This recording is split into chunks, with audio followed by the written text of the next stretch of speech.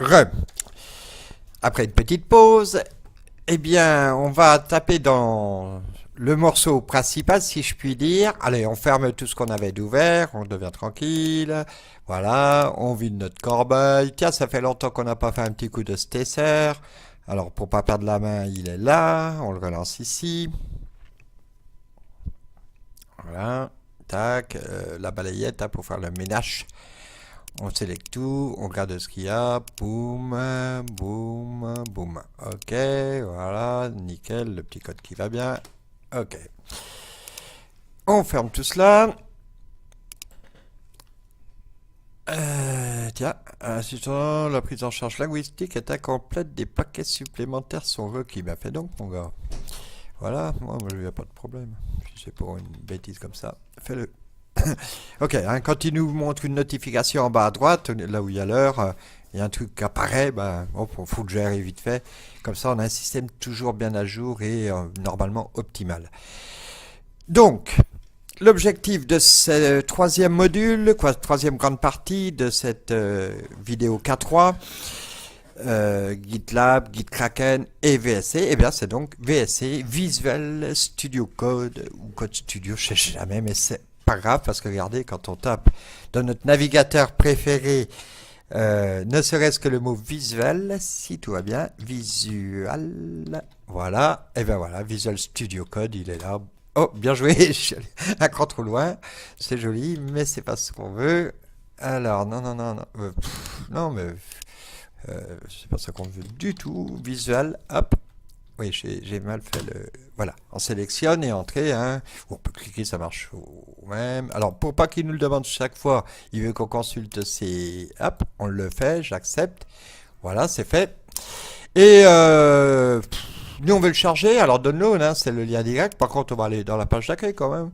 Parce que ça va être notre outil principal. Il est vraiment magnifique et vous allez voir que l'essayer, c'est l'adopter, comme disait une pub, je sais plus laquelle. Alors on voit déjà que notre dépôt il est là. C'est pas animé cette présentation, non, c'est juste une image. Bon, on n'y comprend pas grand chose, si ce n'est qu'on devine que là on a du code et puis là on a des extensions parce que c'est quand même. C'est le même mot qu'en français, donc voilà, on comprend. Bon, non, il n'y a pas grand chose dans le site, ça présente l'outil, mais sommairement. Allez, nous on le télécharge, on va jouer en vrai, c'est toujours mieux. Alors, cinquième fois downloading, donc il nous dit qu'il le télécharge déjà. Hop, une seconde, c'est vraiment très rapide. La base est très légère. On clique dessus, enregistrer, il va le mettre en route. Voilà, programme d'installation de paquet qui est déjà là. Visual Code in action. On garde ça, on ne sait jamais, pour l'instant, ça peut nous servir.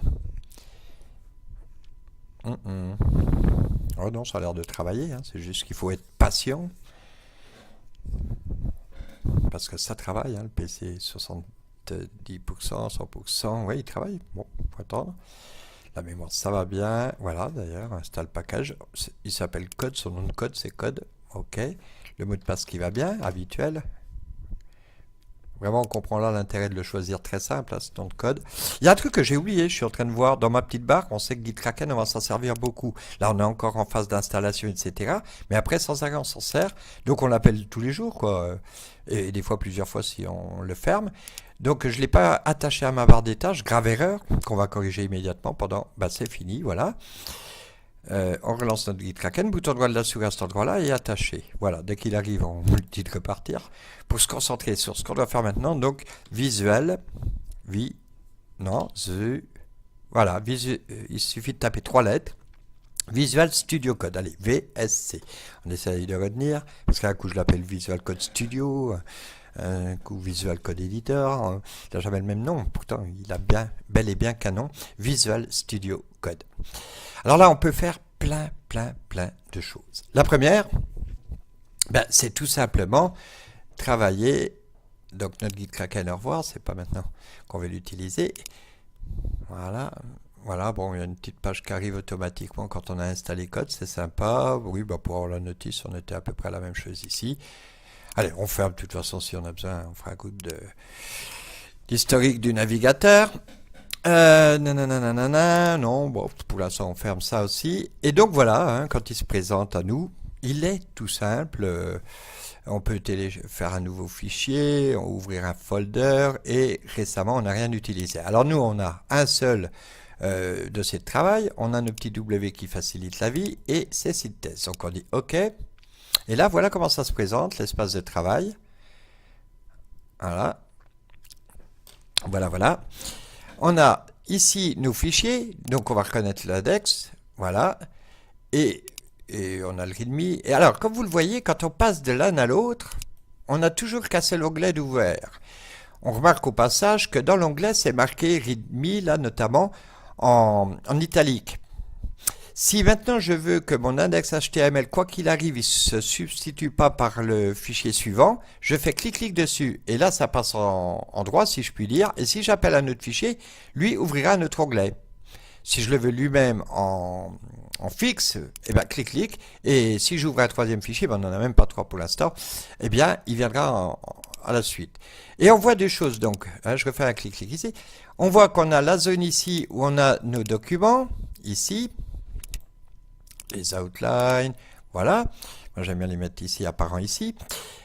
Voilà, on voit nos fichiers puis les dossiers. Alors là, on n'a pas encore de dossier, mais on voit que c'est joli, quoi. Par exemple, l'HTML hypertexte markup language, le langage par balise, hein, les fameuses tags qu'on met entre petits crochets comme ici. Voilà, comme ça, là. Les inférieurs A, supérieurs A. Hop, on voit qu'on a un petit logo, là. D'un seul coup d'œil, c'est visuel. On voit que c'est un fichier HTML, les PHP, il y aura un petit éléphant, le logo, etc. Mais on a aussi ici une partie où ça dit Open Editor, eh bien, comment ça s'appelle les fichiers ouverts actuellement visibles sur cette partie-là. Donc ça, ce sont les fichiers. Ici, on voit un outil bizarre. Eh bien, en fait, sous ce contrôle, si on clique là-dessus, c'est le Git. Tout simplement, voilà, VSC, alors on va le baptiser VSC, ouais c'est bien VSC. VSC, donc il est déjà préparé pour le Git. Pour l'instant, il dit qu'il n'y a rien. Voilà. Et ici, ce sont les fameuses extensions, ce qu'on voyait dans leur image à eux. Et là, on va pouvoir télécharger quelques extensions. Voilà, que dire de plus qu'en général, on le dispose. En tous les cas, moi, c'est ce que je fais et c'est bien pratique. On a notre navigateur d'à côté. Voilà. Alors, n'oublions pas que si on veut commencer, là, ça y est, on commence à travailler. Il nous faut notre petit... Allez, notre petit code. Ah oui, quand on clique, il ne faut pas bouger, sinon ça c'est parce que la barre n'est pas verrouillée. Hein, j'avais dit, il est bon... Hop, non, CTRL-C, c'est pas le dernier, c'est l'avant-dernier, voilà. Il faut quand même le code. On allait réinstaller après, ça n'aurait pas fait de dégâts, hein, pas de problème. Mais ça servait à rien non plus, quoi. Voilà. On ferme notre truc. Et donc voilà, on a notre serveur qui est prêt. Donc à partir de là, on sait, on avait préparé notre virtual host, on l'avait appelé site test, tout bêtement. Voilà. Et on a notre première page. Alors donc je vous disais, moi j'ai pour habitude de mettre à peu près comme ça. Voilà, bien évidemment, des fois on a besoin de voir ce que ça donne en plus large. Donc soit on ouvre deux fenêtres, etc. Bref, on fait ce qu'on veut à ce niveau-là. On voit qu'il a besoin du Git. Je vous ai dit, il est préparé pour le Git, mais il a besoin quand même que le Git il soit installé sur notre système. Donc là, on va télécharger Git. Alors ça c'est autre chose. Donc hop, lui on le met en grand le temps qu'on fasse cette opération. Bah oui, ça doit être ça, voilà. Voilà. Bah en fait, Debian Ubuntu, on a juste à faire ceci. Hop, pour avoir la toute dernière version de Git. Donc il nous refaut la console. Quand on a plusieurs écrans, hein, l'idéal c'est de laisser les fenêtres courantes. Oui, n'oublions pas, quand on veut installer, on doit être maître ou faire comme ci. Donc sudo pour pouvoir saisir le mot de passe qui autorise l'opération. Voilà, donc le Git va être installé. Alors, VSC, hein, puisqu'on a décidé de les surnommer ainsi, on a dit qu'on en a besoin tout le temps, quoi. Alors hop, on l'attache à la barre des tâches, bien évidemment. Lui, il veut une confirmation. Voilà, c'est parti, ça va assez vite, hein, en code. De toute façon, en ligne de commande, ça va en général très très vite, quoi. Tout dépend de ce qu'il a à faire, mais bien souvent, c'est très rapide. On peut laisser notre console, hein, ça n'a pas de mal. Voilà, a priori, c'est fait. On va voir ce que dit notre VSC. Est-ce qu'il est content? On va l'éteindre, maintenant qu'on l'a mis ici. Et puis, pendant qu'on y est, on va en fait tout éteindre pour voir si nous, pendant ce temps-là, avant de se mettre vraiment au boulot, voilà, la console, il a fini, voilà, on ferme, on ferme. Là, on peut laisser, ça c'est un peu à part, voilà, et on ferme même celui-là. Et là, on regarde, oui, voilà, le navigateur, ok, le guide Kraken, et puis, allez, la console juste avant les fichiers, voilà, le nouvel ordre qui me paraît sympa. Là, on ferme. Non, non, non, on ferme pas, on met en bas, voilà. Voilà, comme ça, on a un écran dégagé, notre serveur Apache, il tourne quand même, preuve en est que si on rappelle notre Chrome, boum. Ah, un truc que je vois, on était dans notre site test en local, serveur local, etc. Puis là, on rappelle notre Chrome qu'on a fermé, on voit qu'il ne se souvient même pas de là où on était. Donc, on va dans les paramètres, voilà, paramètres ici. Voilà, je vais ouvrir un onglet pour garder ma petite fenêtre, puis hop, comme ça, on est plus pratique. Windows flèche à gauche, Windows en haut comme ça, Windows flèche à gauche. Et puis après, ben, hop, on peut profiter de l'espace qu'elle a. Voilà. Celui-là, on se le réserve pour notre site test. Voilà. Et nous, alors, ce qu'on veut, c'est que quand on rappelle, on ferme et on rappelle notre navigateur, eh bien, qu'il se souvienne de ce qu'on visitait à ce moment-là. C'est pratique. Ça peut être vraiment pratique parce qu'en effet, si on fait une recherche particulière, il est possible qu'on ne gère pas tout sur le moment, etc. C'est pour ça qu'on fouille dans les paramètres, puis là où ça dit au débarrage, ouvrir la page nouvel onglet, comme ça a été le cas, ben non, nous on veut reprendre les activités là où on s'était arrêté. On en profite pour regarder le reste, lisez, voyez ce qui vous plaît, etc., qu'il est bien en français, etc. Ça c'est pas là, enfin bref, vous adaptez a priori. Voilà, voilà. Si on s'est planté quelque part, on peut tout réinitialiser ici. Bah, ça me semble pas mal. Ouais, ça me semble vraiment pas mal. En plus, c'est bien en français, évidemment, hein. Bon, allez, admettons, il est machin par défaut. On utilise Google. Bah, allez, ça va bien. Donc, je ferme. Et là, l'intérêt, bah, c'est tout con. Mais je suis là. J'ouvre mon navigateur. Il revient à la position qu'il avait, en principe. Voilà. Et deux, il n'a pas fait ce que je lui ai dit. Passage. J'ai dû louper, je sais pas, fallait peut-être... Maintenant, pourtant, faut pas enregistrer site test. On vérifie, on regarde. OK. Et... Ah oui, non, j'avais fermé l'onglet. Faut pas fermer l'onglet dans ce cas-là. Faut fermer le navigateur. Bah oui, parce que si on ferme l'onglet, il retient que l'onglet était fermé.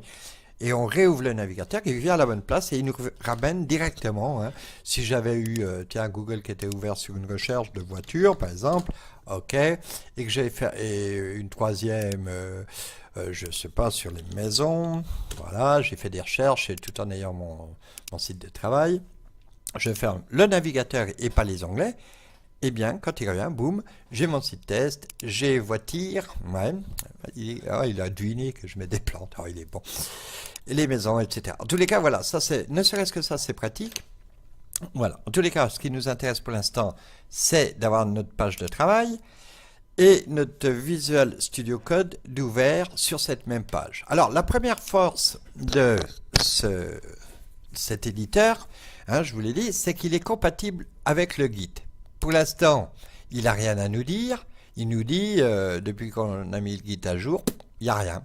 Maintenant, regardez, c'est tout bête, mais si notre site, je vais dire 001, un super nom de code, même principe que dans Sublime Text, on voit là un rond, là où vous voyez, au niveau du nom de l'onglet, ça veut dire que ce fichier n'est pas enregistré. Mais ça veut dire que même si j'actualise là, j'ai toujours la version d'avant. Maintenant, un CTRL-S, ça enregistre, et j'actualise, et on a bien notre modification, la dernière qui est faite. C'est VSC, et je vous ai dit prêt pour le Git. En effet, vous voyez, il nous dit, il y a un fichier modifié. On clique sur ce fichier-là, et là, on voit carrément tel qu'il était avant la dernière modif, et tel qu'il est maintenant après cette modif. Donc rien que ça, c'est pratique, ça rend pas mal de services. Maintenant, deuxième chose, vous avez vu, quand j'ai modifié, il a fallu que j'enregistre. VSC a une petite particularité, c'est qu'il a directement inclus ici l'autosave. On clique sur l'autosave, et là, donc on a l'étoile, le multiplié, le X là, voilà, si je mets 002 ici, j'ai pas besoin de toucher quoi que ce soit, c'est X. Ça veut dire si juste j'actualise là, et ben on a notre, voilà, c'est déjà enregistré. Alors là, j'ai vu aussi que ici c'est pratique, c'est pour retourner directement dans notre dépôt, alors que celui-là, il ne sert à rien du tout. Alors celui-là, on va le mettre là, Et alors c'est celui-là, le manager, ouais, c'est celui-là. On va le mettre là. Les icônes, pareil, ils ne servent à rien. Donc en premier, on met les icônes qu'on doit voir, même quand c'est très étroit, comme ici. Parce que ceux-là, ils vont petit à petit disparaître ici dans une barre annexe. Notre environnement est presque prêt. Alors, on va compléter l'installation de notre Visual Studio Code sous peu. Mais dans un premier temps, on va quand même regarder ce que vaut cet éditeur-là. Tout d'abord, on a ici donc l'explorateur de fichiers, avec ceux qui sont ouverts ici, et puis ceux qui sont dans l'arborescence de notre système. Pour donner un peu de taille à notre projet, on va le fournir un petit peu ce premier exemple. Alors là, on voit des balises de style, on va les supprimer, au bénéfice de, on va dire, on va aller chercher un fichier CSS, ça sera bien. Alors, par exemple, pour comment dire, inclure un fichier CSS externe, on a juste à taper link. Automatiquement, un menu contextuel apparaît là qui nous dit émettre abréviation. On a juste à faire entrer. Regardez, c'est quasi tout prêt. Juste, on va lui donner le nom du fichier qu'on va aller chercher pour faire notre style CSS. Alors, on va le mettre dans un dossier. Allez, on va faire simple. On va l'appeler juste CSS. Et puis, il s'appellera style.css. On va indenter correctement. Tout cela, on le fait à la main, mais prochainement, on n'aura plus besoin de le faire. On va tester pendant qu'on y est aussi le JavaScript. Donc là, pareil, un peu à l'image de l'autre truc en AScript. On a une abréviation à mettre ici. On fait entrer. Et là, de la même façon, allez, on va taper js/app.js. Alors, pour le JavaScript, pour voir un petit peu ce que ça donne et voir alors, je sélectionne toute tabulation, c'est juste pour indenter ce bloc-là. Bon, là, c'est quelque chose de plus sympa, déjà un peu plus lisible. Voilà. Eh bien, on va activer notre outil de développeur, de développement. Comme c'est dit dans C57, dans la doc, là, ici, et ensuite, bah, c'est peut-être là par là, en fait. Ça peut être à quel niveau? Ça doit être dans une vidéo précédente, dans Chrome peut-être, oui. Hop, voilà, comme c'est dit ici, CTRL-SHIFT-C, inspecteur de la console de débogage. Concrètement, ça veut dire quoi? Quand on est dans notre page, on fait CTRL-SHIFT-C, ça nous ouvre cet outil-là, mais comme on peut le voir, le petit truc à gauche, là, il est sélectionné. Et ça veut dire que quand on passe notre souris ici, on voit quelle partie est appelée là. Vous voyez, ici, j'ai le code source. Eh bien, si je suis sur notre première page web, boum, on voit bien, ça sélectionne ce bout-là. Bon, je trouve que sur le côté là, c'est pas trop pratique. Alors, on peut ici cliquer là et lui dire en bas, à droite, etc. ou même à l'extérieur. Nous, on va le mettre en bas, voilà, c'est suffisant. Puis, on va l'agrandir un peu. Notre page n'est pas trop remplie pour l'instant. Ici, c'est ce qu'on appelle, c'est ce qu'on utilisera pour console. Et on va appeler la console. Et comme ça, quand on actualise notre page, alors j'enlève l'inspecteur, on n'en a pas besoin. On voit qu'on a deux erreurs. Bah oui, en effet, on a dit qu'il fallait récupérer le fichier style CSS. Bah, 404, hein, c'est comme quand on va à une page web qui n'existe pas. Si Google, le moteur de recherche, ne devance pas le navigateur, eh ben, on aura une page 404. Toujours est-il que là, ben, on le comprend, il nous faut ici un nouveau dossier qu'on va appeler CSS. Voilà, dans lequel on va mettre un nouveau fichier, ici, vous voyez, new file. Alors pareil, on utilise ça, mais après on aura des raccourcis aussi à ce niveau-là. Il va s'appeler style.css, entrée. Et puis on va faire la même chose. On revient à la racine ici et on fait un nouveau dossier. J'ai bien peur qu'il ne soit pas au bon endroit et qu'après c'est pas évident de le mélanger. Donc on va faire comme ça, voilà. On l'a appelé JS, je crois, juste avant. Et celui-ci, on va lui dire un nouveau fichier qu'on va appeler app.js. Voilà. Donc là, on voit un petit peu l'arborescence de notre fichier. On constate que du coup, maintenant, on a 3 fichiers sur lesquels on a apporté des modifications. Un M, c'est bien une modification. Par contre, style CSS et app, on a une autre lettre là pour dire untracked, etc. C'est surtout que donc c'est des nouveaux fichiers. Ce sont de nouveaux fichiers. Le README on n'en a plus besoin, mais juste un truc pour voir rapidement. Donc ça, c'est du Markdown, c'est une nouvelle façon d'éditer les fichiers. On a ici Open Preview to Side. Si je clique ici, vous voyez, notre écran il se divise en deux. Et ici, par exemple, eh bien, on voit à gauche notre code, notre site test. Voilà, clac. Si je fais ça, là c'est des italiques en Markdown et ça c'est du gras. Voilà, dépôt de notre site test. Alors, CTRL X de notre site test qui s'appelle CTRL V site test. Voilà, de notre site test. Ici, on peut faire 1, 2, 3, 4, ça fait ça. Voilà, donc on voit qu'on tape du Markdown, mais qu'on envoie immédiatement l'effet tel qu'il serait visible sur le dépôt GitLab quand on arrive dans le dépôt. D'ailleurs, on verra ça maintenant. Donc le style CSS, alors pareil, là je l'ai utilisé pour ça, mais peut-être il est intéressant d'avoir notre code source et puis d'avoir juste à côté notre style CSS. Alors on vient prendre le fichier style CSS et on l'amène ici en simple glisser-déposer. Et là, comme ça, on a notre code source, puisqu'il est intéressant de voir les classes, les balises, etc. Ce genre de choses. Et puis ici, notre CSS. Alors on va voir si c'est opérationnel. Donc on va taper un body BGC background color. Et vous voyez, mettre se met en place deux solutions, tabulation ou entrée. Dans les deux cas, ça nous donnait ce qu'on a sous les yeux. Puis moi, j'aime bien une couleur qui s'appelle Corn Silk, couleur HTML. Alors,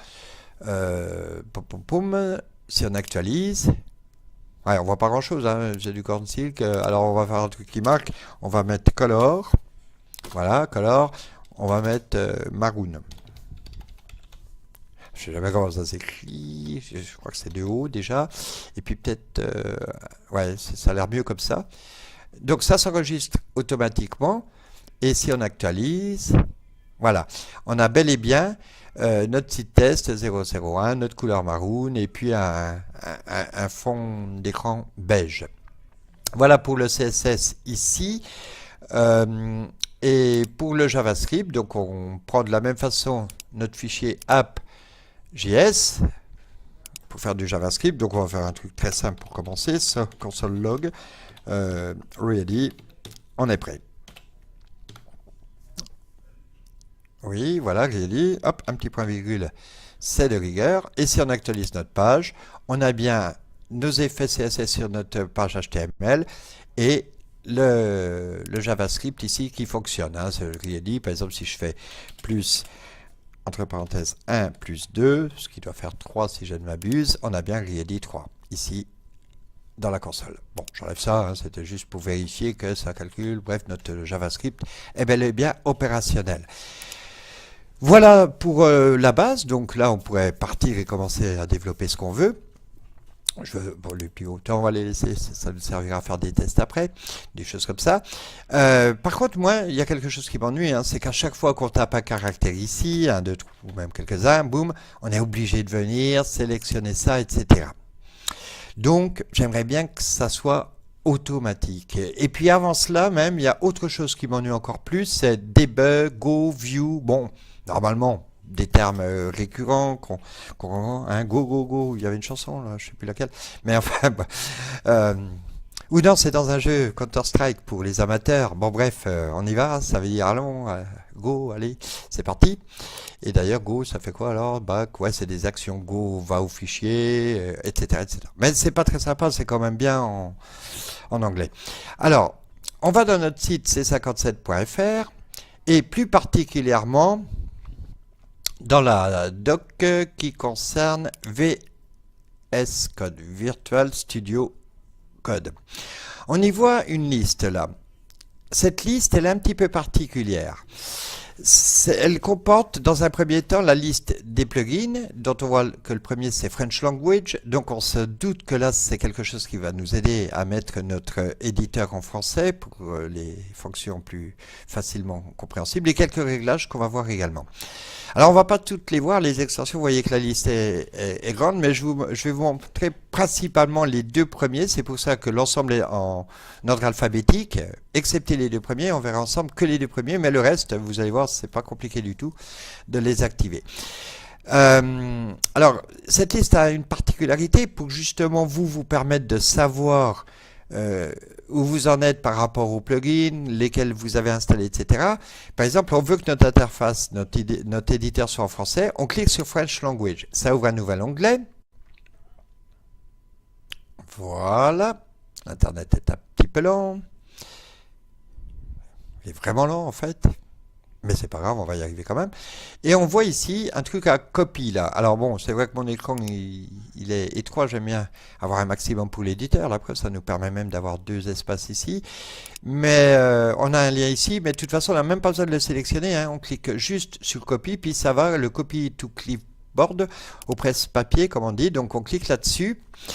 Et puis, Quick Open, Launch VS Quick Open, donc CTRL P. Donc dans notre éditeur, on fait CTRL P et on fait CTRL V pour coller ce truc-là. On fait entrer et tac, on se retrouve, vous voyez, cette fois, on était dans l'onglet fichiers, ici, on avait nos fichiers et maintenant on se retrouve dans l'onglet du carré là. Et on voit qu'on a quelque chose qui est apparu ici, qui indique Reload, parce que pour l'instant, c'est encore View, Go, Debug ou les sales mots. On clique sur Reload. Ça met quelques secondes et notre éditeur est revenu. Par contre, il est toujours en anglais. Celui-là, c'est un peu exceptionnel. Il faut quitter le Virtual Code Editor. Ah, on n'a pas mis... Si, il est là, voilà. Donc, très bien.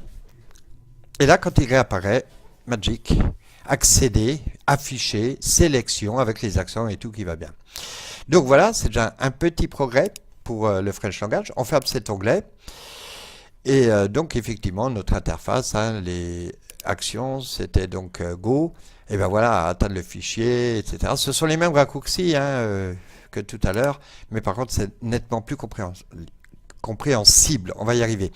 On voit que notre petite liste, le French Language, il est en sombre. Alors vous allez pouvoir ainsi installer vos plugins en sachant à la fin si tout est éteint, c'est que vous aurez tout installé. Vous n'êtes pas obligé de tout installer, d'accord, mais ça fonctionne très bien, ils sont tous compatibles, toute cette liste est compatible les uns avec les autres.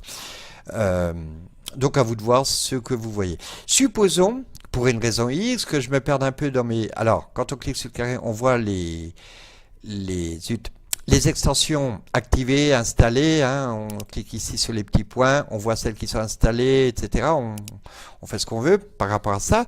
Mais peut-être à un moment donné, je suis perdu, je dois tout réinitialiser. Eh bien, sur Chrome, on fait CTRL-H, et on va... ah oui, c'est parce que le menu est comme ça. On va effacer les données de navigation. On clique ici. Il nous demande lesquelles, mais de toute façon, on ne prend pas de risque. On lui dit effacer les données. Boum, voilà. On ferme cet onglet. On ferme cet onglet d'historique. Et là, on fait CTRL F. Eh bien, même pas, regardez, c'était déjà de nouveau, le French Language est allumé. Alors, comme on l'a visité, on clique, ça l'ouvre en fenêtre, en onglet supplémentaire, CTRL W pour fermer aussitôt cet onglet. Et voilà, donc on en est là dans notre liste. On n'est pas non plus obligé de les faire en suivant, hein. Mais donc voilà. Le deuxième qu'on voit, c'est Live Server. Tout à l'heure, je vous ai dit, moi j'aimerais bien, quand on tape quelque chose ici, boum, qu'automatiquement ça actualise. Alors on peut se douter, et puis c'est le cas, qu'effectivement, ce Live Server, ça doit être quelque chose dans ce goût-là. Donc on clique ici, même procédé, même principe. Dans notre liste, on voit qu'il est passé en sombre. On est en train de le gérer. Et là, on clique sur Copie. On fait CTRL-P dans notre éditeur, CTRL-V et Entrée. Et là, donc, on a un deuxième plugin qui est arrivé, qui s'appelle Live Server. On va l'installer, même ça c'est en français, et pour qu'il soit actif, parce qu'on voit toujours rien de neuf, moi je sais que ça se passe là par là, on ne voit pas quoi que ce soit de neuf, donc il faut effectivement recharger l'IDE pour qu'il soit pris en charge, mais vous voyez, c'est un clic, et puis c'est quasi instantané, même dans une box. Et là, effectivement, à la différence de tout à l'heure, on a quelque chose qui doit apparaître. Le temps que notre IDE se pose, voilà, Go Live. Je ferme ceci, ça je vais le laisser. Donc on en est là. Je vais cliquer sur ce Go Live. Voyons ce qui se passe. une fenêtre apparaît qui nous dit qu'on est sur un port 5500, admettons. On a une fenêtre sur notre droite qui s'est ouverte en fait, parce qu'on voit bien que c'est pas mon adresse site test ici, mais une adresse un peu bizarre. Et puis là, ça dit 00123. Voyons voir si je tape 4, 5, 6, je ne touche à rien. Automatiquement sur la droite, 7, 8, 9, ça s'actualise. Donc pour programmer, pour faire ce qu'on veut, de toute façon, c'est beaucoup plus sympa, pas besoin de faire de CTRL-S, fichier enregistré sous, fichier enregistré, etc. On peut vraiment se concentrer à ce qu'on a à faire, donc on va en profiter. Alors, Shift, CTRL, flèche à gauche, boum, on sélectionne le dernier mot, on le supprime ici, ça c'était bien, on peut donner un peu d'espace, on n'a vraiment rien dans le truc, puis finalement ça on supprime, voilà. On a notre petite page web et on voit dans le même instant que ça s'est bien mis à jour à droite. Ce qui est formidable, vous voyez, mon texte il est marron, finalement le marron, ouais, pourquoi pas, mais on va essayer de trouver une couleur plus flashy. Donc on passe la souris sur Maroon, on vient se déplacer ici, puis hop, ouais, rouge c'est flashy, admettons, et je touche à rien d'autre. Et automatiquement, voilà, rouge, qu'est-ce qu'il y a? Ben, on va du noir, allez hop, on va chercher du noir, clac. Là, ça flash. Oh tiens, un peu comme dans le temps, un peu de nostalgie, on va aller dans les verts. Un vert un petit peu fluo, un peu comme ça. Ouais, un peu comme ça, voilà. Et là, on se croirait dans les années 80, au balbutiement de la micro-informatique. En tous les cas, comme vous pouvez le voir, c'est nettement plus simple. Ce truc-là qui nous dit que notre page est sous le contrôle du live server, on n'a pas besoin de la revoir, on lui dit au revoir. Et donc voilà, notre environnement est prêt. Alors, augmentons un petit peu la difficulté, c'est bien beau le HTML, ça va nous permettre de faire des jolies pages, surtout s'y aider par le style, un peu d'animation peut-être ou d'autres traitements avec du JavaScript, tout ça côté client. Mais il est probable aussi qu'on puisse vouloir faire des choses plus intéressantes. Et là, évidemment, c'est avec notre ami PHP. Alors, l'indentation n'est pas automatique puisque là, j'ai pas encore installé tous les plugins. Mais dans un premier temps, ben voilà, je sais plus si non, j'accrémente pas là. Ici, c'est comme ça, voilà, que je fais. Voilà. Voyons si ça marche tout d'abord. Alors, on va faire un écho. Alt barre d'espace pour voir s'il nous aide. Ah oui, mais c'est vrai qu'il n'y a pas encore aucun plugin, donc hop, on le fait à la main. Écho 1 plus 2 égale espace 1 plus 2. Déjà, voyons si notre PHP fonctionne. Et bien là, ça ne risque pas. Preuve en est que notre page, elle ne comprend pas bien. Hein. On peut craindre que ça soit un problème d'actualisation, mais on sait que ça fonctionne, donc il n'y avait aucune raison. Preuve en est que si ici je remets mes trois petits hauts, eux, ils réapparaissent sans aucun problème. Oui, on n'a pas non plus l'outil parce qu'on peut sélectionner, puis après mettre un P ici qui viendra automatiquement entourer le truc, mais pour l'instant on n'a aucun plugin, donc on le fait à la main, mais ça marche aussi. Bon voilà, comme ça on a une page HTML à peu près standard et conforme au W3C. Toujours est-il que donc notre PHP, ben, macachoualou, on voit rien du tout. On voit rien du tout dans cette page du live server. Par contre, dans notre vraie page, si j'actualise, alors on voit OK, 1, 2, 3, elle ne s'est pas actualisée du tout, elle ne s'actualise pas, elle en fait, et elle ne marche pas mieux. Par contre, ça veut venir chercher un favicon. On s'aperçoit, bon, ça c'est pas méchant, c'est qu'effectivement, il nous faudrait un favicon dans notre truc. Tiens, on peut prendre celui-là.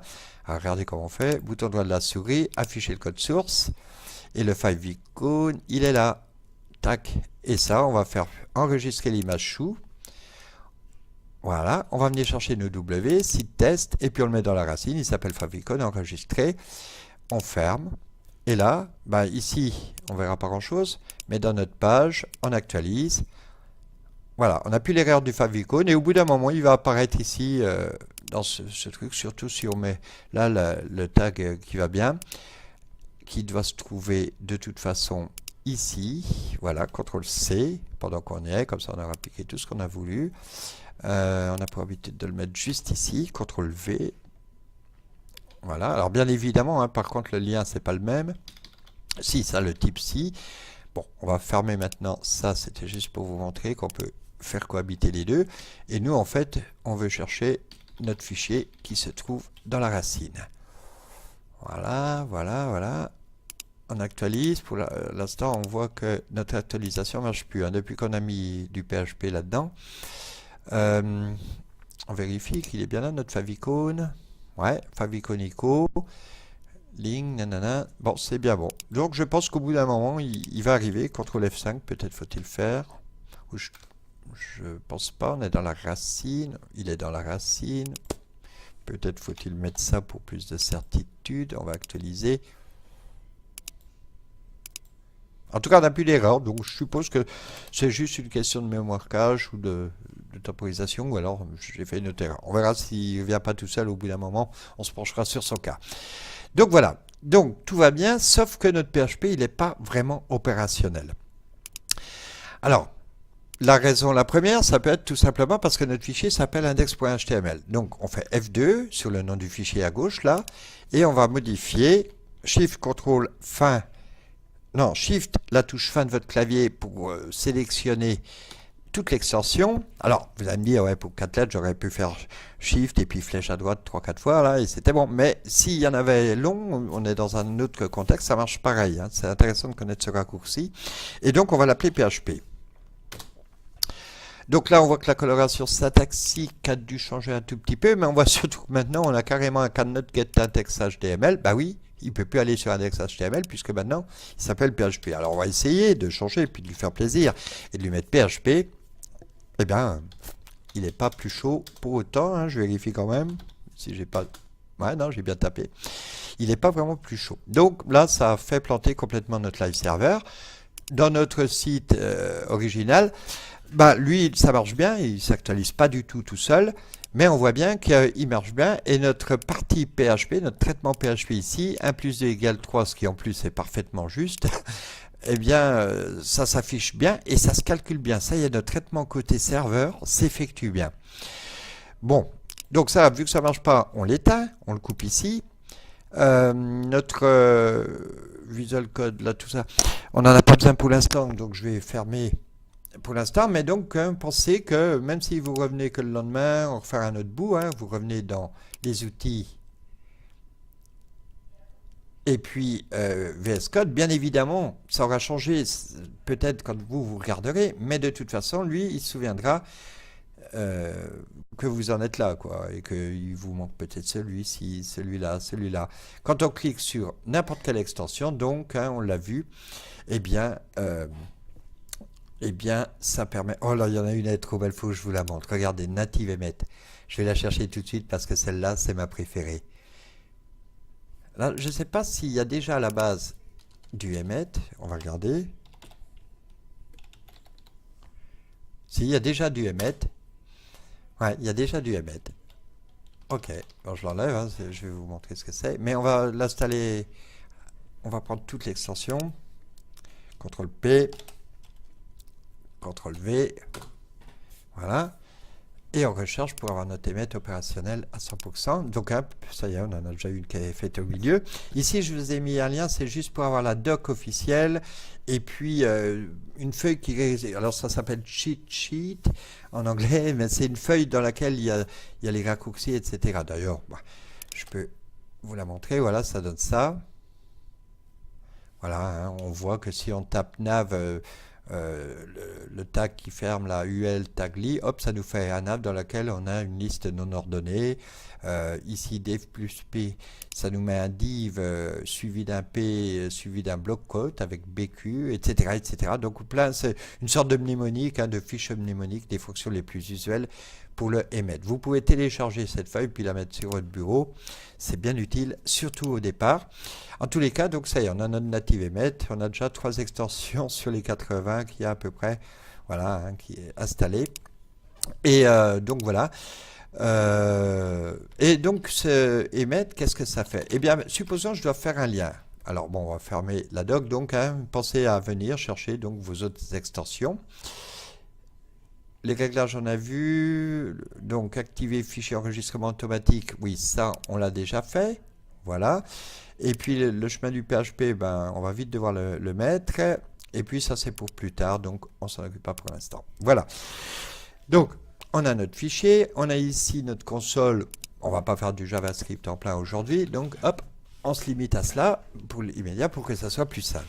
Alors, le Emmet, qu'est-ce que c'est? Supposons que je veuille faire une deuxième page et que donc j'ai un un lien à poser dans cette feuille.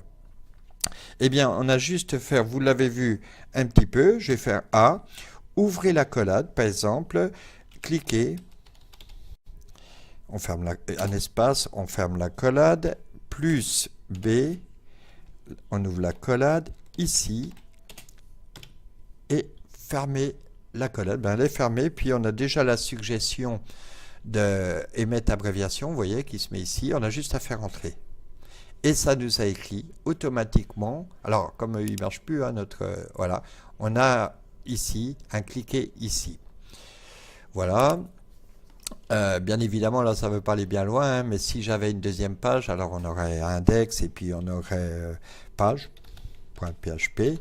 Ben, évidemment, là, et on va la faire, hein, cette page.php. Nouveau fichier, voilà. Page.php, c'est toujours bon de délocaliser. Et puis ici, on va juste faire coucou. Voilà, on actualise tout ça. Et si on clique ici, boum, on a bien notre coucou. Je referme ici, c'était juste pour montrer que donc c'est très pratique avec Emmet de faire un lien complètement construit. Si derrière je vais faire un target égal blanc pour que ça ouvre un nouvel onglet, j'ai juste à faire T A R G. Ah oui, mais il n'y a pas le plugin qui va bien. Sinon, on a un plugin qui vient nous faire. On a juste à faire 3 fois entrer, puis boum, ça fait un target égal blanc. Hein. Tout cela pour, si j'actualise, vu que le live server ne marche pas pour le PHP, on clique sur cliquer, ça ouvre la même chose, mais dans une autre page. Voilà, ça c'est pour le petit lien ici, donc on voit que c'est assez sympa. Emmet, tout de suite, ça nous a bien formaté les choses. Juste, par contre, j'ai fait une petite bêtise. Ici, ce serait plutôt là que je voulais la chose. Je veux que mon cliquet soit aussi mon ici soit aussi en gras. Voilà, en gras ici. Voilà. Donc, voilà, je l'enlève, bien évidemment. Par contre, ce qu'on peut faire, et là, c'est beaucoup plus judicieux d'avoir délocalisé notre PHP, c'est dans notre code ici, de faire juste un include. Alors, pareil, include, puis là, il ne nous aide pas beaucoup, l'éditeur, mais avec les plugins, les extensions qu'on a installées, il y en a une qui se chargera de nous donner directement les fichiers qu'on peut inclure ici. Voilà. Voilà, voilà, voilà. On va mettre ça ici et ça comme ça, voilà. Et j'aurais dû garder mon code, mais c'est pas grave. On va faire ici, tac, PHP, OK. Voilà, PHP, OK. On a pour habitude de ne pas fermer les fichiers PHP. Par contre, j'ai quand même une erreur quelque part. Il me dit dans page PHP. Ah oui, non, je vois pas mon erreur. Je ne vois pas mon erreur. Ça doit pas être ça, puisqu'on n'est pas obligé. Ah bah si. Tiens. Ah oui, ben, c'est soit on fermait la tag et on pouvait se passer du dernier point virgule. Je pense que ça c'est bon. Voilà, c'est bon aussi. Soit on ferme pas le fichier comme ça, mais dans ce cas-là, celle-ci est impérative. Bon, d'accord. Petite précision, on en apprend tous les jours. Donc voilà, on a notre petit script PHP. Le readme, on a vu la particularité pour avoir l'aperçu, hein, avec le petit truc qui est par là. On inclut notre PHP, etc. Donc revenons-en à ce qui nous préoccupe, hein, aujourd'hui, c'est qu'effectivement, le Go Live, j'ai beau le relancer, là, il va m'ouvrir sûrement un onglet. Mais voilà ce que j'ai, ça veut dire que si je clique sur mon index.php, hop, il veut le télécharger et non pas l'exécuter. C'est pas bien cool.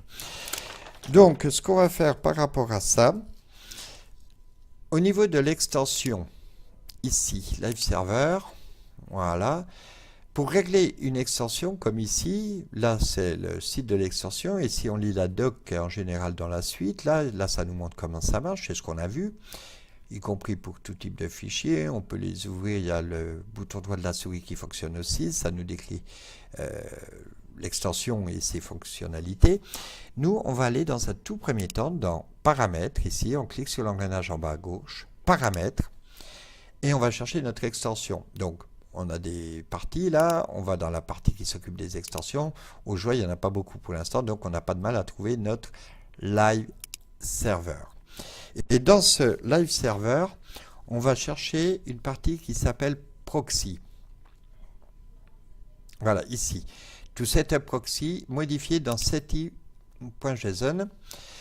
Et ici, on voit qu'on a besoin de tout ça pour gérer notre proxy. Alors, on fait CTRL-C. Ici, on vient à la fin du document, donc je me positionne dans la dernière ligne. Ici, je fais flèche à droite. Alors, c'est vrai que là, pour faire ce genre de choses, on serait plus à l'aise si on met en grand. On rajoute une virgule. Ah, je n'étais pas au bon endroit. Voilà, on rajoute une virgule ici. Et CTRL-V, donc on colle l'exemple qui est sur la gauche ici. Et pour l'instant, notre proxy, il n'est pas capable de travailler. Donc ici, on va faire true pour lui dire que oui, on veut qu'il soit actif. Et puis le port 80, c'est le port par défaut, à moins que vous ayez changé quelque chose au niveau de cette configuration. Donc dans ce cas-là, adapté, hein, effectivement.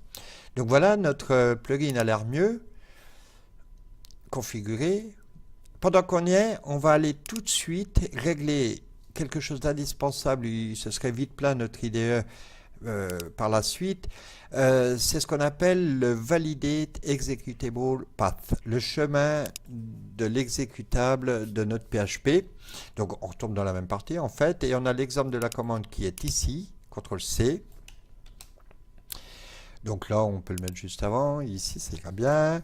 On prépare déjà la virgule. Non, c'est bon, ouais. Ouais, c'est peut-être notre VSC qui l'a mis tout seul. On met des guillemets, on enlève le nul pour l'instant. Et effectivement, voilà, il lui est impossible, voilà, il ne comprend pas. Et là, on va chercher notre PHP bin, ou l'équivalent du .exe hein, sous Windows, c'est-à-dire qu'est-ce qui nous permet d'avoir du PHP. On va dans notre W, donc on a USR local à MPS, ici, clac, et là on voit qu'on a nos deux PHP, on a vu qu'au tout début qu'on avait installé à MPPS, on avait du 5.6, mais nous, on préfère travailler avec le 7.2. On va dans le bin, où on va trouver l'exécutable. Il est là, on fait bouton droit de la souris dessus, propriété, et là on a son chemin complet. CTRL-C, on retient qu'il s'appelle PHP tout court.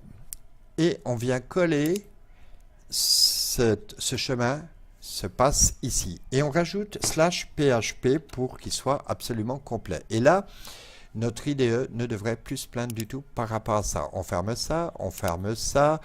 Moi, j'ai vu une fenêtre qui me dérange, donc je ferme et je rallume. Et je rallume, j'ai dit, voilà. Je remets sur un affichage plus réduit. Windows, flèche à gauche, je réadapte à peu près. Et ici, voilà, ça se rallume, la coloration syntaxique revient, etc. Je relance mon Go Live. Et là, on a quelque chose de différent par rapport à tout à l'heure. Maintenant, si je mets ici 1, 2, 3, est-ce que ça me change quelque chose? Pas vraiment. Ici, non. Et ici, il faut que j'actualise pour que ça me le change. Par contre, 4, 5, 6, non, il ne se passe véritablement rien, il manque quelque chose. Alors, après avoir cherché un petit peu, eh bien, c'est au niveau du Web Store. Alors, on pourrait le mettre en favori parce qu'on voit qu'on y va souvent, mais en fait, tous ces trucs-là, c'est pour ça qu'on les oublie d'ailleurs. On les fait au début, une fois que c'est fait, après, on y touche assez peu. Web Store, Chrome Web Store, et on va chercher le live, l'extension live server. Voilà, ça doit être ça, entrée. Et on reconnaît bien, en fait, hein, si on se souvient bien, dans notre IDE, quand on était dans les extensions, là, boum, live server, voilà, on voit ce logo-là, ici, qui correspond bien à celui qu'on a ici. Donc, c'est bien celle-là d'extension qu'on veut. Donc, clic sur la barre des titres, ici, pour agrandir cet écran, puis on veut l'ajouter à Chrome. On ajoute l'extension, on confirme, et ici, ben, on ferme, mais bon, peu importe, on quitte complètement tout ça. Et là, donc, est apparu celui-ci. Alors, on va le décaler tout de suite, ça sera fait juste après GitLab. Le plus important, c'est quand même notre dépôt GitLab. Et maintenant, c'est ce live server. Ce live server, par défaut, donc, il n'est pas activé. Donc, on le met en route. Et ici, par contre, on va devoir remplir à la main http://site test pour que notre site test soit notre serveur actuel. Et puis ici, http://. Alors, on pourrait mettre 127.0.0.1 comme ils disent, mais nous, c'est aussi localhost. C'est plus sympa. 5500, ça marche pareil. On apply. Et puis, on clique n'importe où pour que la fenêtre s'en aille. Donc, voilà, notre live server est prêt. Est-ce pour autant, donc on ferme ici. Voilà, ouais, c'est bon. On ferme ici. Est-ce pour autant que si je fais 7, 8, 9, allons-y gaiement, ça marche? Non, pas vraiment, même si j'actualise. J'ai dit, bah ça, voilà, ça vient quand même, mais voilà, ça, c'est pas venu tout seul. Par contre, maintenant, si je retape, on voit que ça fonctionne. Alors, l'HTML refonctionne, ça c'est plutôt une bonne nouvelle. Maintenant, essayons de faire plus dur. Dans notre PHP, si je fais un echo, on touche à rien, boum. On a nos trois petits hauts, hein, là, ici, je montrais du doigt sur l'écran, mais vous ne voyez pas grand-chose dans ce cas-là, qui sont bel et bien apparus. Donc, ça y est, maintenant, notre PHP, CTRL-X, est opérationnel sans qu'on fasse rien. Exemple, on inclut le fichier page.php pour isoler notre PHP, que ça soit plus simple. Si ici, bon, on a affiché PHP, il est OK, on va afficher une barre pour séparer du reste, et puis ici, on va faire un écho 2 plus 3, on fait des instructions, et regardez, il n'y a pas besoin de faire quoi que ce soit, ça veut dire si ici, par exemple, je mets 2 plus 30, je rajoute juste un 0, je touche un 0, boum, 32. Ce qui me semble correct. Bref, on a notre PHP qui est directement opérationnel d'une part et en live d'autre part, notre visuel, notre écran sur la droite. C'est tout con, mais ça évite dans le temps. Déjà, en séparant, les écrans sont plus confortables de nos jours, donc on peut se permettre d'avoir deux morceaux de fenêtre comme ici. On n'a pas besoin de jouer avec du Alt-Tab pour passer d'une fenêtre à l'autre, etc. D'une part. Et d'autre part, on passe pas son temps à faire des CTRL-S et de chercher le bouton d'actualisation ou de cliquer puis F5, etc. C'est tout ça, c'est tout automatique, directement et simplement. Voilà, on n'a pas l'habitude de laisser une ligne à la fin du fichier. Ça aussi, un plugin le fait, bien que je ne l'ai pas mis dans la liste. Mais il existe, je l'ai vu au passage, mais bon, on avait fait lien, mais pas à ce point-là. Ok, donc voilà, ben, c'est à peu près tout pour avoir les bases du fonctionnement de notre éditeur. Et pour conclure sur cette leçon, pour pas qu'elle dure trop, parce qu'on pourra parler des heures, hein. Bon, ici, on s'en doute, hein, c'est pour trouver un fichier, par exemple, notre page, elle est où voilà, en fait, c'est même pire que ça, c'est tout ce qui contient page quelque part, on voit bien, on pourrait les remplacer si on voulait par quelque chose automatiquement, etc. Ici, on le sait, c'est tout ce qui concerne notre Git. Alors, il y en a un quand même, que je vais vous montrer parce que ben, il vaut le coup tout simplement. Donc on retourne dans la page de la doc, tout particulièrement celle qui parle de VS Code. Et c'est mon deuxième petit plugin préféré. Donc, alors par contre, U, il faut chercher dans les U, donc PQRSTU, le voilà. Et le premier qu'il nous faut installer. Alors il faudrait installer Ungit aussi dans le système, mais ça s'appelle donc Ungit. On se doute vraisemblablement que c'est lié au Git. Alors, CTRL-P, je vais préparer ma fenêtre, bien que ce n'était pas la peine, parce qu'après le CTRL-V, je pouvais l'enchaîner. Tac. Tandis que là, maintenant, je suis quand même obligé de faire CTRL-P, CTRL-V, Entrée. Et hop, ça y est, notre Ungit est là. On va l'installer. Lui met un petit temps. Alors, il n'est pas pleinement opérationnel. Il peut y avoir des erreurs quand on fait des push dans le dépôt, etc. Parce que pour que vraiment il marche à 100%, faut carrément l'installer, sur la base du système, c'est-à-dire aller sur le site de Ungit, suivre la procédure, c'est 2 clics là aussi. Mais en fait, vous verrez, on s'en sert pas tant que ça, on s'en sert surtout au début, parce qu'il a une force merveilleuse, qu'on va voir tout de suite. Voilà. Donc, il est fait. Quoi, il est fait? Il a été installé, j'ai rechargé les plugins, donc ici en bas, on a notre Go Live qui arrive. Et puis maintenant, si je fais Shift CTRL P, il y a Ungit. Je tape UN, G, Open Ungit. Il y a raccourci, Maj, Alt, U, mais bon, on va pas s'en servir non plus du raccourci, donc pas la peine de le retenir celui-là. Je fais Ungit, on attend 2 secondes et regardez ce qui se passe. Alors pour ceux, par contre, il ouvre ça, une petite fenêtre, bon moi je le remets ici, puis là ça vaut le coup d'agrandir à nouveau notre éditeur. Mais regardez ce que c'est. C'est ni plus ni moins, si vous vous souvenez de notre petit guide Kraken, d'accord? C'est ni plus ni moins qu'un système qui nous permet de bien visualiser ce qu'on a actuellement. Là, qu'est-ce qu'on voit? On est dans la jambe d'Eve. D'ailleurs, c'est marqué ici en bas à gauche de notre éditeur. Cette jambe est aussi en réel. On voit qu'elles sont exactement du même niveau. Ça veut dire qu'actuellement, ce qu'on a en local, c'est ce qui est dans notre dépôt. Et je rappelle que notre dépôt, c'est GitLab et que pour y aller, on prend notre éditeur. Il demande un mot de passe. Are you sure you want to continue? GitLab.com can't be established. Il demande un mot de passe. Are you want to continue? Yes ou no? On va dire yes, mais il demande un mot de passe. Par contre, je me demande lequel. Ça doit être GitLab.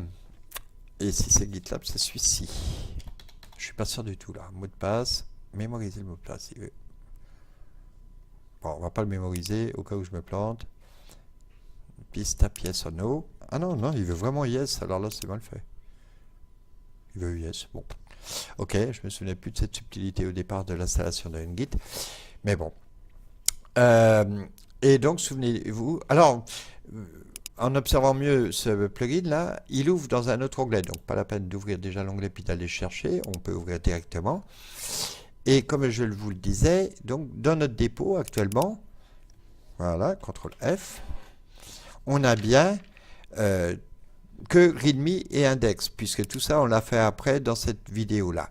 Donc on va dire, tiens, add pour ajout, c'est plus court que ajout de, add une mini-structure de site, allez, mini-structure de site, voilà, hein, c'est pour, tiens, on va mettre en description, pour la vidéo, voilà, et ça c'est ce que je vous disais, parce que on ne l'a pas en vrai, mais toujours est-il que pour le commit local, ça marche. Bien joué, sauf que voilà, donc voilà. Ah, c'est pénible. Par contre, ou alors c'est parce que tout à l'heure j'ai pas tapé le mot de passe qu'il fallait. Mais toujours est-il qu'avec lui, on visualise. Alors je vais le laisser afficher puisqu'il est affiché. On visualise véritablement bien où est une jambe par rapport à l'autre. Et là, c'est même pas la peine d'essayer de pêcher, mais sinon on peut pêcher d'un simple clic ici. Quand tout est bien réglé, ça fonctionne. Voilà, on va pas perdre de temps parce que avec ça, en tous les cas. Parce que en fait on l'utilise assez peu. Dès que ça devient un gros projet, c'est ni plus ni moins qu'une page web et c'est pas le plus optimal pour gérer donc les dépôts. On utilise véritablement Git Kraken. Mais par contre donc, je vais l'ouvrir ce Git Kraken. Voilà. Il est là. Voilà. Bon, on va faire un peu de ménage aussi pendant qu'on y est. On va fermer ici. Pendant ce temps-là, que le Git Kraken arrive, ça doit être cette histoire de mot de passe que je n'ai pas compris. Bon, je le laisse, hein, je ne vais pas vous faire perdre de temps par rapport à ça. Je ne sais jamais si c'est le mot de passe de l'un ou de l'autre. Et puis s'il nous ennuie trop une guide pour l'instant, tant qu'on ne se penche pas dessus, on peut d'ici tout simplement soit carrément le désinstaller, mais c'est un peu dommage de s'en priver quand même, soit le désactiver. Par contre, vous verrez dans la liste des plugins qu'il a son petit frère jumeau, ici, qui est un Git tab. On va le mettre aussi, ça sera fait. Voilà, un Git tab. Alors, bon, j'ai fait comme ça pour la page, mais ceci dit, si vous tapez un Git ici, eh bien, hop, il vous sort la liste des plugins qui correspondent à votre recherche. Hein, ça marche aussi, puis c'est presque plus simple, mais il faut taper un petit peu. C'est soit on préfère faire CTRL-C, CTRL-V, CTRL-P aussi avant. Voilà. Bon, toujours est-il que ce petit tab là, le petit plus qu'il a, voilà, ça c'est notre Git Kraken qui arrive, voilà. Donc lui il met du temps, j'ai remarqué ce plugin là à s'installer. Voilà, voilà, voilà.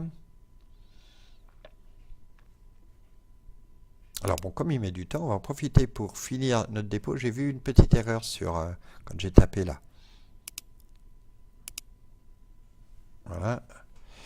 Dev, voilà, admin structure de site, ça va. Par contre, j'ai vu pour la vidéo, j'ai fermé la parenthèse, mais je l'avais même pas ouverte. Puis comme c'est en description, si ça avait été au bout, là, de mettre entre parenthèses, c'était justifié, mais là, ça n'est pas vraiment. Bah, regardez avec GitKaken, on clique sur le message, et là, on peut venir tout simplement modifier, changer tout ce qu'on veut.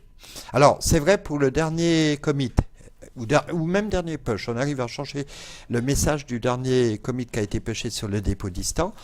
Mais par contre, on ne peut pas non plus revenir, ou alors c'est des tas de problèmes sur changer le message d'un commit plus ancien. Voilà, donc là, on a un bon commit, on le sait, nous ici, on a juste à faire push.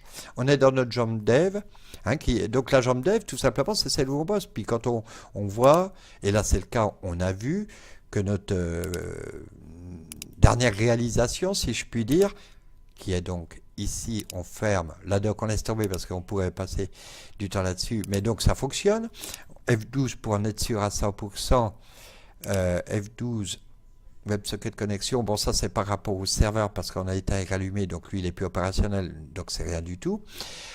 Donc c'est impeccable, notre page, moi ça nous va pour l'instant. Donc ok, notre dépôt dev, on peut lui dire c'est le vrai. Alors sur GitKaken, voilà comment ça se traduit. On prend notre master, on le fait glisser à la hauteur de dev, on le met au niveau de dev et on choisit fast forward master to dev. Donc là, on a notre dépôt local dev et réel. Donc qui dit notre dépôt local, c'est les vrais fichiers, ceux qu'on a soit ici dans Visual Code sur la gauche quand on est dans la partie des fichiers, là, ou qu'on va dans les dossiers avec le gestionnaire de dossiers. Ce sont bien évidemment strictement les mêmes. Et puis, notre master, mais que en local, qui est mis à niveau. Ça veut dire que sur notre site de dépôt, GitLab, ici, si on va dans master, ben on y est, j'ai beau actualiser ici, on voit qu'on voit rien de plus, mais que si on va sur dev, on choisit la branche dev, et bien là, ça y est, on voit notre petite structure de site avec notre dossier dev, etc. Alors, vous vous souvenez, il y a un plugin qu'on avait mis là qui nous donne un plus, voilà, mais que j'ai bien vérifié, il marche effectivement que sur master ce plugin là. Donc bon, et puis il a un autre défaut quand le projet il est vraiment gros, il y a plus de pages, etc., ben il n'est pas complet. Donc à manipuler avec prudence. Il est source à erreur, etc. On va voir comment ça évolue. Il y a plein de choses qui sont assez récentes dans tout ça. Donc, bon, celui-là, on connaît sa faiblesse. Par contre, il y a quelque chose de formidable dans notre dépôt. Là, vous allez vite le comprendre. C'est où qu'on soit, où à peu près, il y a un bouton EdiWeb. Alors, mettons, là, on est dans notre fichier CSS. Je clique sur EdiWeb. Voilà, et là donc on se retrouve dans une sorte d'IDE que met en place GitLab actuellement. Et là on a une arborescence, et une arborescence qui est fidèle même si le projet est très grand. Et par exemple on voit notre fichier. Mais là on est, n'oublions pas, on est chez GitLab, dans notre dépôt entre guillemets officiel et dans la jambe dev. Et lui il est fidèle, ça veut dire que si ici je vais dans la branche master, il n'y a pas de style CSS dans la master, on l'a vu. Voilà, il n'y a que ça dans notre jambe master. Donc lui, c'est bien fidèle, etc. Donc c'est également très très bien pour interagir directement avec notre vrai dépôt. Autre chose non négligeable. Donc on va finir la manip. Le plus simple, c'est ici. Dans GitKaken, on descend sur master, bouton droit de la souris, on push. On confirme. Alors ça, pareil, on confirme, c'est au début. Après, il ne demande plus. Voilà, ça push. Ça met au niveau de nos deux jambes. Et effectivement, maintenant, si on regarde nos deux jambes, il n'y a plus rien en dessous, nos deux jambes, nos deux branches, dev et master, sont vraiment équivalentes. GL, ça c'est notre dépôt distant, et ici c'est local. D'ailleurs, ça le dit, local, et ici GL, GitLab. Donc voilà, tout est bien à jour, notre dépôt distant est bien à jour. Ce qui veut dire que là, maintenant, si on est dans la master et qu'on actualise au niveau de GitLab, on va retrouver notre arborescence complète. Voilà, on passe dans la dev. Voilà, donc on est complet. Et on revient maintenant dans la master. Et voilà, c'est bien absolument complet et on a bel et bien toutes nos pages avec notre code PHP, etc. Alors quand on est dans cet éditeur, dans cet éditeur, une autre force, c'est que tout à fait en bas. Alors, si on modifie par exemple 2 plus 30, c'est un peu idiot, puis on aurait pu compléter ça, puis dire plus. On peut carrément, comme vous le voyez, égal 5, parce qu'on sait. Ou alors égal, on va faire calculer. Mais non, c'est pas comme ça que j'aurais dû faire. Hop, 2 plus 3, hein, on fait quelque chose de cohérent. Voilà, voilà, tac, 2 plus 3, voilà. Et puis là, il n'y a pas besoin de ça, c'est pas ici, c'était plus comme ça. Voilà, là, ça m'a l'air plus correct. Voilà. Et bien, dès qu'on vient modifier directement notre script dans cette IDE de notre dépôt distant chez GitLab, on voit qu'on peut donc le modifier, etc. Et ça provoque immédiatement un commit. Hein. Je vais y dire, par exemple, j'ai commité, puis soit je laisse le message, j'ai juste deux clics quoi, hein, pour dire je commit et deux, boum, c'est parti. Mais nous, on va quand même mettre un truc ici pour test dans la vidéo. Alors elle s'appelle celle-là 433 VSC. Son nom de code. Hein. Kubuntu, 3e niveau, 3e module pour le Visual Code Editor. On valide, on est directement dans la master, on est à la maison, on fait ce qu'on veut. Et on peut voir bien évidemment dans le gestionnaire de fichiers sur GitLab, auquel cas c'est plus joli, c'est plus standard, voilà, boum. D'habitude je suis en sombre, ça fait peut-être dans mon autre dépôt, donc ça fait peut-être partie des réglages, mais on peut ici avoir un thème qui soit plus standard à notre façon de travailler dans l'éditeur. Toujours est-il que du coup, cette fois c'est le contraire, c'est notre dépôt distant qui est en avance sur nous. Je reviens dans mon guide Kraken. Vous voyez, j'ai même pas eu besoin de faire quelques mises à jour que c'est. J'arrive, je vois que le dépôt réel, physique, officiel, celui du GitLab, a été modifié alors que mon dépôt master local, il est là. Ça veut dire que si je fais clic ici sur mon master, on va rester de master à master. Je vais mettre mon guide Kraken plutôt sur la droite et je vais prendre mon éditeur plutôt sur la gauche. Le GitLab, je le ferme pour l'instant. S'il fallait recharger, qu'il dit zut, j'ai pas rechargé. Donc je recharge, c'est très rapide. Hein. GitLab Visual Code est hyper léger. Il revient très très vite. Voilà. Donc là, regardez notre PHP, notre page PHP qui est ici. Voilà, hein, on pouvait cliquer là-haut ou là ou encore ici. On a, nous, l'ancienne version, mais on sait que notre site distant, on a travaillé en ligne directement sur le vrai dépôt officiel. Ça dit pas ça, ça dit une jolie petite phrase qu'on ne sait même pas si elle marche, hein, on l'a fait au hasard. Eh bien, il suffit dans notre guide Kraken, sur notre dépôt master distant, quand il est plus élevé que nous-mêmes, il est plus à jour, clic, et là, recette locale, tout y est. On fait ça en bas, ça aussi en bas, comme ça on retrouve notre page.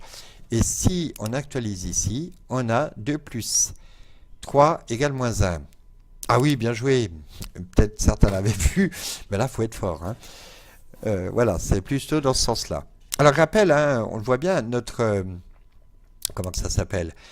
Notre mise à jour, là, elle marche de nouveau plus. C'est parce qu'on a rebooté notre VSC à l'occasion du Ungit. Et le dernier petit plugin qu'on a rajouté, le Ungit Tab, ici, c'est pour avoir juste ce Ungit ici. Et l'intérêt de la chose, eh bien, pour visualiser notre dépôt Git, surtout au début, hein, je le rappelle, il est beaucoup plus visuel, eh bien, quand il marche, mais il marche, hein, c'est juste que là, dans une console, etc., il a beaucoup de mal, puis je ne l'ai pas installé en vrai. Il faut aller dans le site d'Ungit et puis les faire install, c'est 2 clics sur Windows, à peine plus compliqué sous Kubuntu.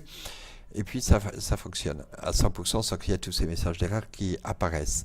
Donc on avait rebooté, donc du coup notre Go Live, il est allumé, ça veut dire qu'il ne tourne pas. Maintenant, par contre, on clique, on a bien le port qui est opérationnel ici, et donc quand on clique une première fois ici, après, hop, on vérifie, tac, 2 plus 3 égale 5, 2 plus 30 égale 5.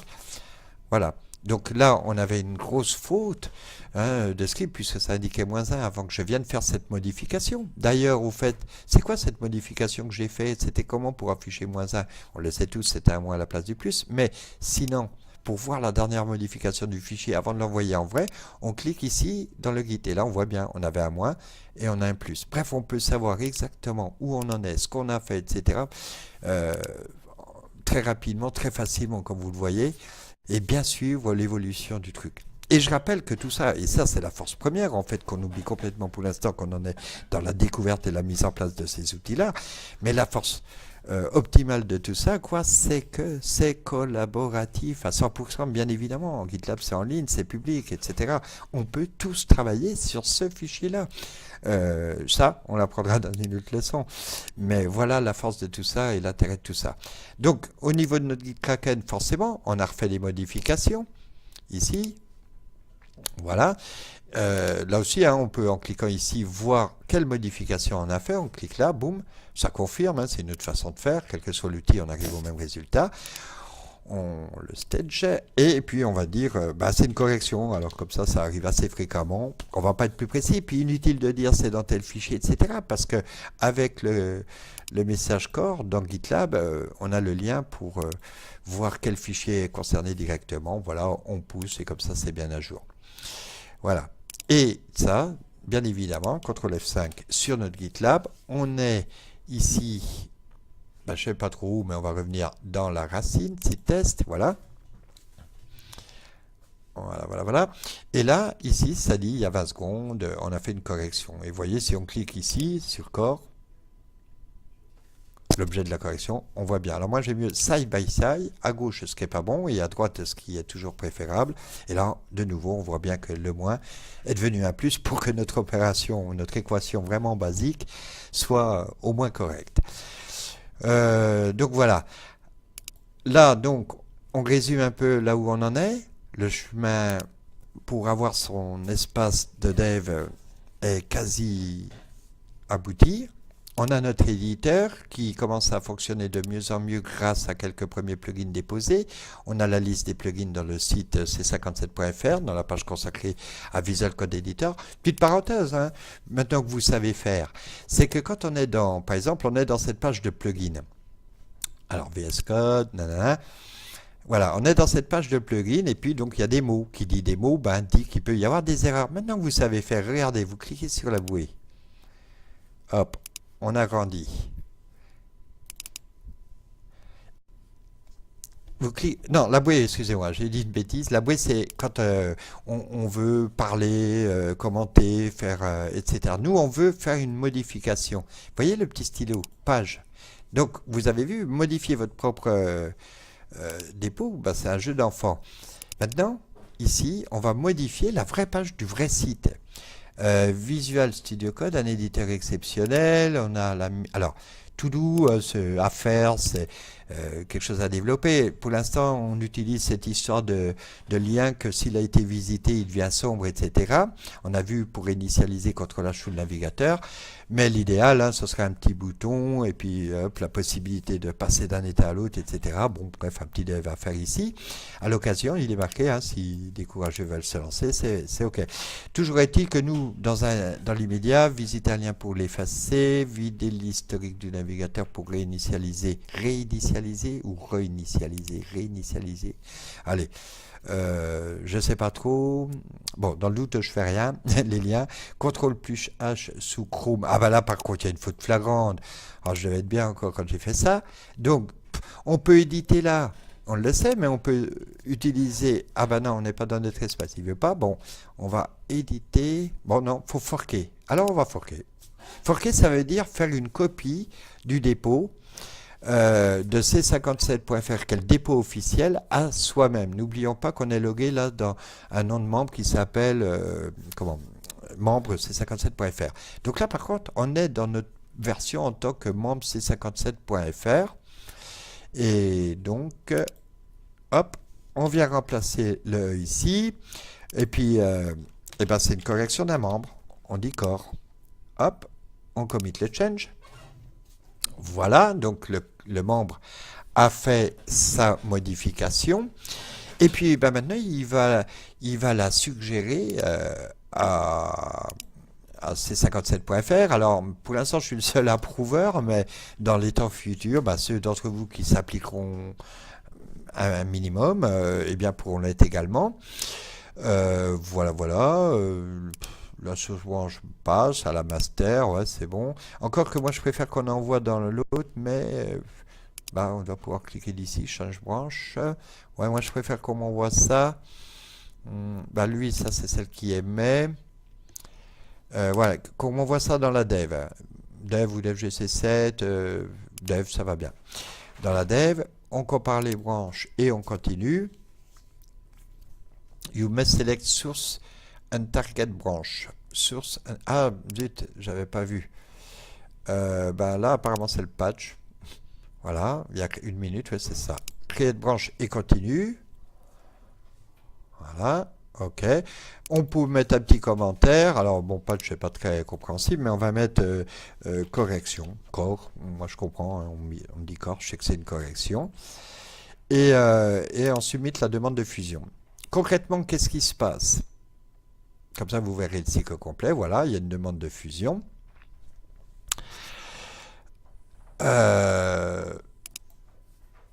Ouais, bien joué. Je crois que j'ai fait une demande de fusion corps du membre dans sa jambe. Non, il a... Bon, je vais voir, on va voir. Alors, on quitte un peu notre box, CTRL F. Maintenant, je redeviens l'administrateur du dépôt GitLab de C57. Donc, la différence... Je m'en vais parce que sinon, on va s'y paumer. Voilà, je rouvre ici. Ah, ben, c'est venu dans le écran, il faut que j'attende que ça arrive pour pouvoir le déplacer, que vous voyez. Voilà, voilà, voilà. Donc ça, bon, c'est le Slack, notre zone de discussion. Il faut y être invité, je rappelle, par votre parrain ou votre tuteur. Et puis là, donc, on va donc de la même façon chercher notre c57.fr. Et si je ne me suis pas planté, voilà, on a une demande de fusion. Voilà l'autre côté qui se passe derrière. Voilà, on a une correction. Alors bon, tiens, il y a un membre C57 qui veut faire une correction. Il y a une minute qui m'a... J'ai reçu une notification dans le téléphone à tous les coups. Bon, je sais ce que c'est, mais sinon, j'aurai la possibilité, en cliquant là par là, de voir le détail. Je l'immerge. Et donc, quand je vais dans mon vrai dépôt, dans mon vrai dépôt local, boum, le dépôt officiel a été mis à jour.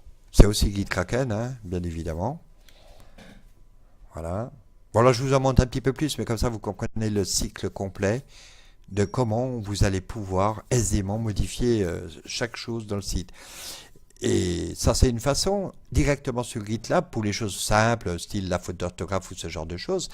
Mais en réalité, pour de la prog, etc., il est bien évidemment nettement préférable de faire ça autrement. Donc là, voilà, on voit qu'on a le patch 1, etc. Bon, comme on est bien au courant, je recette ma locale ici.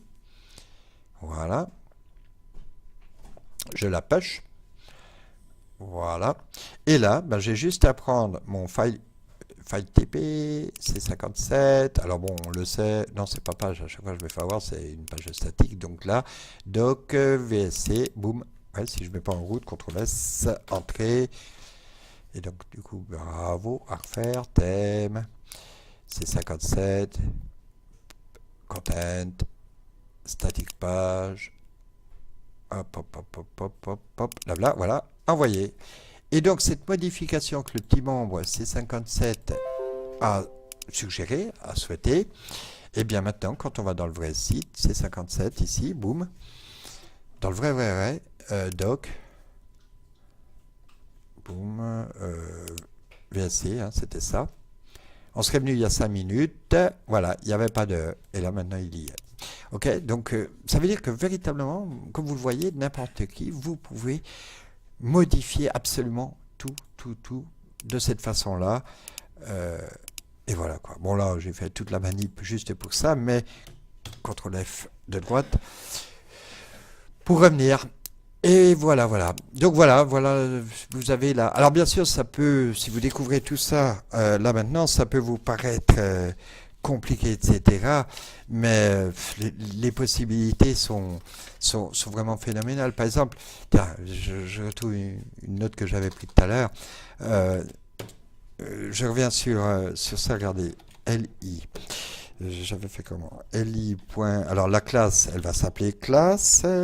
Je veux ça, je veux une liste 5 fois. Et puis je mets choix. Et puis choix $, entrée. Et voilà. Et ça me fait automatiquement une liste à choix. Donc là, on était ici.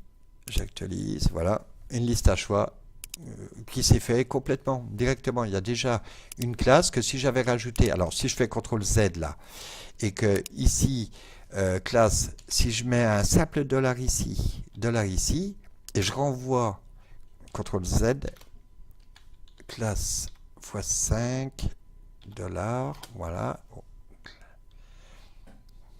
CTRL Z, non, je sais plus, mais bon, vous voyez en tous les cas que c'est très facile de faire du code qui se met en place quasiment tout seul, quoi.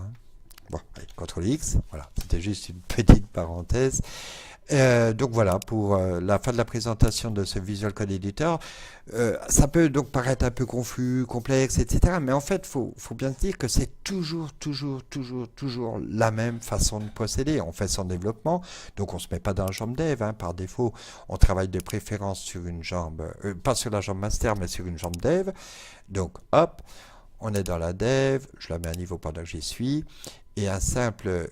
Voilà, ça push, là ça tournait, un simple clic sur dev, et donc ici, voilà, dans notre, hop, c'est redevenu un dev. Là on peut taper ce qu'on veut, c'est pas grave, c'est pas la version vraiment officielle, c'est pour nos tests, c'est pour nos essais, etc. Et puis quand on a fini, bah, hop, un petit coup de git kraken, on commit, on met un message et on push. Et puis quand ça c'est pour votre propre projet, hein, votre site test par exemple, dans un premier temps, mais ça peut être sur un autre projet fait par le biais d'un merge request. Alors ça peut paraître compliqué, mais je le répète, rassurez-vous, c'est toujours la même chose. Donc, eh bien, pour conclure cette vidéo, n'oublions pas, pour vous s'organiser, on a cet outil complémentaire à GitKraken qui s'appelle le Glow. Et donc, ici, pour conclure ce troisième niveau de la base d'une installation d'un espace, d'un environnement de développement, eh bien, je vais aller dans cette liste, lier site HGL, ok, voilà, tac. C'est fait. Donc cette balise est complètement remplie, GitKraken. Donc bah, je la mets, hop, je la ferme ici déjà, et je la mets en archive. Archiver la colonne. Virtual Code plus Live Server, bon, bah, on n'avait pas... Bon, pour des choses simples comme ça, hein, c'est peut-être pas la peine de sortir ce genre d'artillerie lourde, mais toujours est-il que là, hop, move to archive. Voilà, archive. Voilà, donc on a déjà, voilà ce qu'il nous reste à faire, c'est-à-dire plus rien. Donc voilà, on va se saluer. Mais je rappelle hein, quand même qu'en cliquant sur son propre logo, c'est peut-être même plutôt là, voilà, ici, on trouve toutes les choses archivées. Donc, pour 6 mois plus tard, 1 an plus tard que trouver les trucs qu'on a fait il y a 1 an, ça peut être utile. Même avec moins de temps, ça marche. Et enfin, que ça aussi, c'est pleinement collaboratif. Si vous collaborez de près avec quelqu'un, boum, vous cherchez ici, boum, boum, boum, bon, je ne vais pas rentrer dans les détails, mais vous pouvez chercher ici vos amis pour collaborer dans vos projets. Alors, je vais quand même partir sur une très bonne note. Il faut savoir que dans la liste des plugins qu'on a, il y en a un, il est tout à la fin de la liste des plugins recommandés dans la page sur VSC. Voilà, j'aurais pu venir directement ici. Voilà. Je crois qu'il est complètement... Voilà. Ben, je sais plus, on va regarder. Tac. Oui, parce que c'est VS, c'est pour ça qu'il est à la fin, VS Live Share. Alors là, je vous invite à avoir la curiosité d'aller l'installer, parce que, donc hein, vous l'avez compris, hein, 1000 solutions, c'est du sharing. Voilà, VS Live Share, vous faites installer, et cette extension-là, en fait, vous permet carrément, avec 1, 2 ou 3 collègues, un jour, de venir coder, si je puis dire, hein, c'est un terme qu'on n'utilise pas encore jusqu'à maintenant, mais maintenant c'est possible, co-coder exactement sur le même type d'outil, mais dans votre environnement avec vos petites spécificités de réglage, dans Visual Studio Code sur un fichier en particulier. Couplé à ngrok, ça permet véritablement de partager un moment de codage. Voilà, je vous souhaite une excellente découverte avec tout ça. Vous avez déjà la base pour fonctionner et je vous dis à plus pour la prochaine vidéo. Au revoir.